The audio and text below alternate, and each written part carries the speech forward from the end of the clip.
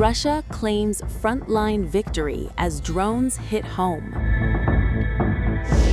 Russia advances after deep Ukrainian strikes. Battlefield push, drone blowback inside Russia.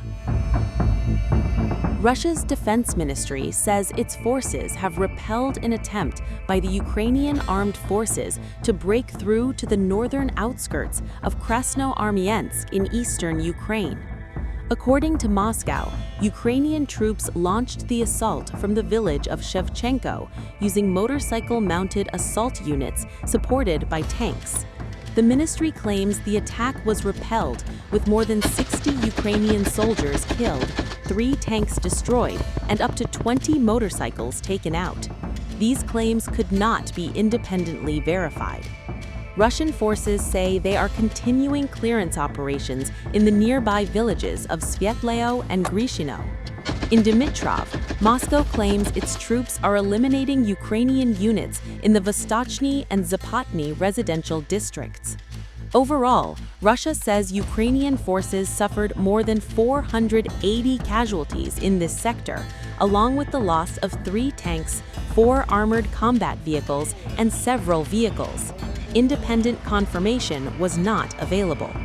Separately, Russia's defense ministry claims its troops destroyed 3 Ukrainian combat groups near Andriivka in the Sumy region.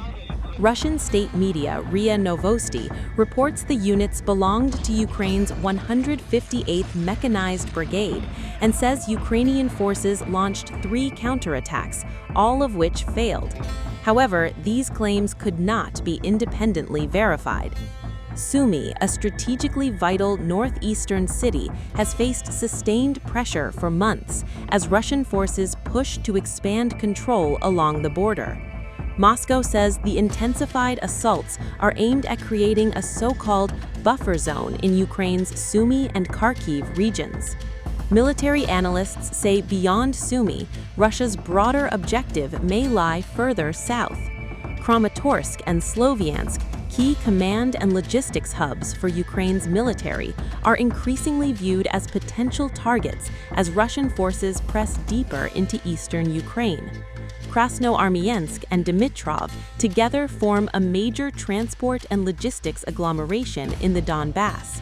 Control of this area would open a route toward the western borders of the Donetsk region and support further advances towards Zaporizhia.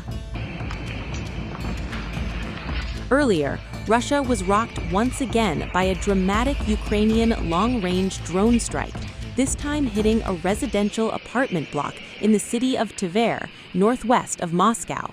CCTV footage captures the exact moment a kamikaze drone plunges into a 9-story building, triggering a powerful explosion, flames, and thick smoke.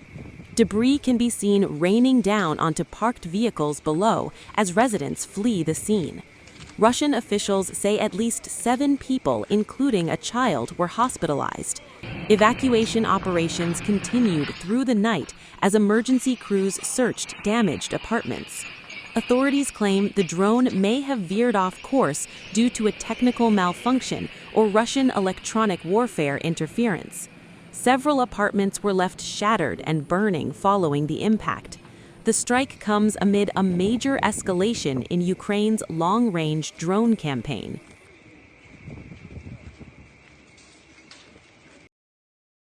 On December 12th, Russia reported one of the largest overnight UAV attacks of the war, with Ukrainian forces allegedly launching nearly 300 drones across 12 Russian regions. The barrage reportedly targeted infrastructure sites stretching from Bryansk to Krasnodar, overwhelming local air defenses. Multiple regions were forced to impose emergency flight restrictions as airspace safety concerns mounted. The expanding drone war is pushing the conflict far beyond the front lines and deeper into Russia's urban heartland. Former Ukrainian Prime Minister Nikolai Azarov has hit out at Volodymyr Zelensky's proposal to hold a referendum in Donbas over accession to Moscow. According to the Russian TASS agency, Azarov claimed that Zelensky was trying to maneuver, find some wording. What can I say? Zelensky is trying to maneuver, find some wording, but it's all non-negotiable. I repeat, he has never consulted the people of Ukraine, and now they're planning either elections or a referendum. Let them clarify then. Zelensky's statement is completely unclear. The Constitution clearly stipulates how constitutional issues are resolved. Even in such matters, Zelensky makes no distinction between a referendum and an election, Azarov said. Azarov's remark comes day after Kremlin rejected Zelensky's referendum call, adding that Donbas was a sovereign Russian territory and Moscow would sooner or later establish control over the region. It is not entirely ruled out that he will perceive this simply as a convenient opportunity to achieve a temporary, albeit brief, ceasefire, and that, in essence, is the full extent of it. Zelensky, who has been accused of using war as an excuse to cling to power, said he was ready for elections in Ukraine. We are ready to work with President Trump in any format. And if President Trump is speaking more about elections in Ukraine, I want to say this very openly. We can try to hold elections. Ukraine is not hiding from democracy, but to make elections possible, there must be a security component, and America can help with this the most. If there is a need for elections now, there must be a ceasefire at least during election process and during voting, and this is something that must be discussed. And honestly, we think here in Ukraine that America should speak to the Russian side about this. Donald Trump, who has been aggressively pushing for a ceasefire to end the 4-year-long war, declined to provide details on calls for creating a free economic zone in the eastern Donbas. Can you tell us how this free economic zone would work in the Donbas in land that the Russians took by force? Well, I don't want to do that now. It's a very complex situation, but it would work, and a lot of people want to see it work, and all I want to do is I want to stop the death of 25,000 people a month. I thought that we were very close with Russia to having a deal. I thought we were very close with Ukraine to having a deal. In fact, other than President Zelensky, his people loved the concept of the deal. You know, we threw something out. This is a 4-part deal. Well, there's 4 or 5 different parts. It's, you know, a little bit complicated because you're cutting up land in a certain way. It's not the easiest thing. It's sort of like a complex real estate deal times 1,000, right?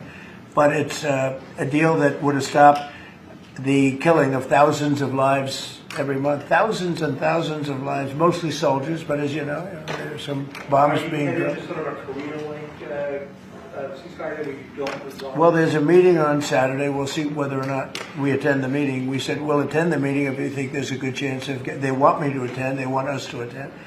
And we'll be attending the meeting on Saturday in Europe if we think there's a good chance. And we don't want to waste a lot of time. We think it's negative. We want it to get settled. We want to save a lot of lives. Earlier this month, Trump's special envoy Steve Witkoff and son-in-law Jared Kushner visited Moscow for 5-hour talks with Russian President Vladimir Putin. Later, Witkoff and Kushner held several meetings with senior Ukrainian officials in Florida in an attempt to iron out differences over Trump's peace proposal that has been heavily criticized for favoring Moscow. According to Trump's peace plan, Crimea, Luhansk, and Donetsk will be recognized as de facto Russian territories, including by United States. Kherson and Zaporizhia will be frozen along the line of the contact. Ukraine forces will withdraw from the part of Donetsk Oblast that they currently control, and this zone will be treated as a neutral demilitarized buffer zone, internationally recognized as territory belonging to Russia. According to Trump's peace plan, Ukraine's armed forces will be limited to 600,000 personnel. Kiev should enshrine in its constitution that it will not join NATO, and the military bloc will not admit the war-torn country. Zelensky has said he is ready to halt the fighting along the existing front line, but would not officially cede territory currently under Russian control. Last week, Zelensky met French President Emmanuel Macron, German Chancellor Friedrich Merz, and British Premier Keir Starmer in London. I think we all support Ukraine, and we all support peace and peace negotiations to have a sustainable, a robust peace. And I think we have a lot of cards in our hands.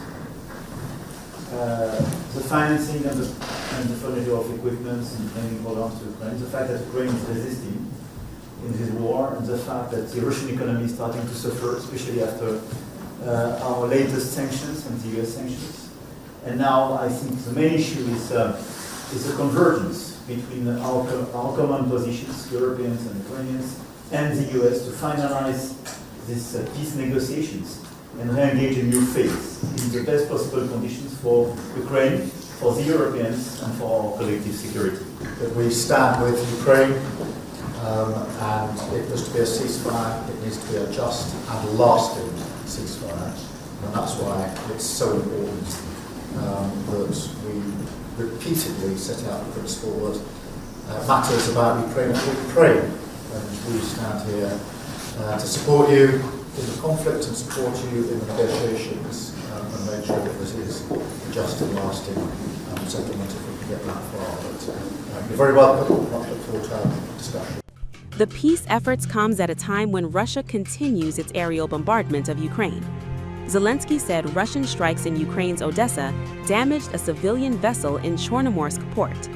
This once again shows that Russia not only fails to take seriously the current opportunity for diplomacy, but continues to wage the war with the aim of destroying normal life in Ukraine.